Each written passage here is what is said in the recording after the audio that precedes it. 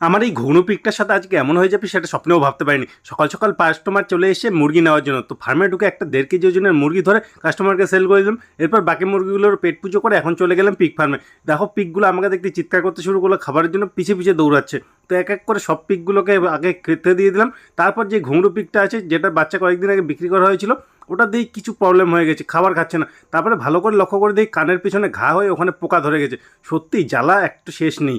এর মধ্যে ম্যাডামের স্কুলের টাইম হয়ে গেছে, তো ম্যাডামকে নিয়ে গিয়ে স্কুলে ওখানে ড্রপ করলাম। আর ওদিক দিয়ে আমি সোজা চলে গেলাম মেডিসিন শপে। ওখানে গিয়ে আগে ডাক্তারের সাথে কথা বলে নিলাম। ডাক্তার একটা স্প্রে দিল আর একটা লাগানোর মলম দিল। তোমরাও দেখে নাও। সবার আগে তো স্প্রেটাকে ওখানে লাগিয়ে দিলাম ভালোভাবে, যখন থেকে পোকাগুলো বেরিয়ে এসে। এখন আধ ঘন্টা অপেক্ষা করার পর আরেকটা যে মেডিসিনটা ছিল ওটা দিয়ে ভালোভাবে ওটাকে পরিষ্কার করে দিলাম। এর মধ্যে মিস্ত্রিও চলে এসে আমার যে কবিতরের ফার্মটা ছিল ওটাকে রেনোভেট করে ওখানে নতুন ফার্ম করার ইচ্ছা আছে। তোমরা একটু আইডিয়া দাও কি করা যায়। ফাইনালি কাজ কমপ্লিট করে স্নান করে নিলাম। এদিকে ম্যাডামের স্কুল ছুটির টাইম হয়ে গেছে, তো ম্যাডামকে নিতে চলে গেলাম। এখন ম্যাডামের যেহেতু ম্যাডাম নাকি স্কুটি চালাবে, তো ভগবানের নাম নিয়ে পেছনে বসে চলে এলাম বাড়ি। আর জানো এখন 8-10 দিন থেকে রেগুলার বৃষ্টি হচ্ছে, তারপরেও আমার পুকুরে জল বাড়ার নাম নিচ্ছে না। জল ডেইলি কমেই যাচ্ছে। তো আজকে পুকুরে জল দিতে হবে, তো পাইপটাকে আগে বিছিয়ে নিলাম। এরপর স্যালোর সাথে মোটরটাকে কানেক্ট করে পুকুরে জল দিতে শুরু করলাম। যতক্ষণ পুকুরে জল ভরতে শুরু করলো, তো আমি চলে গেলাম আবার ফার্মে। পিকটাকে আবার মেডিসিন লাগাতে হবে। ডাক্তার বলেছে দিনে 3 থেকে 4 বার পিকটাকে মেডিসিন লাগাতে, তো এখন লাগিয়ে না, আবার লাগাতে হবে রাত্রে। তো দেখা যাক কালকে কি পরিস্থিতি হয়।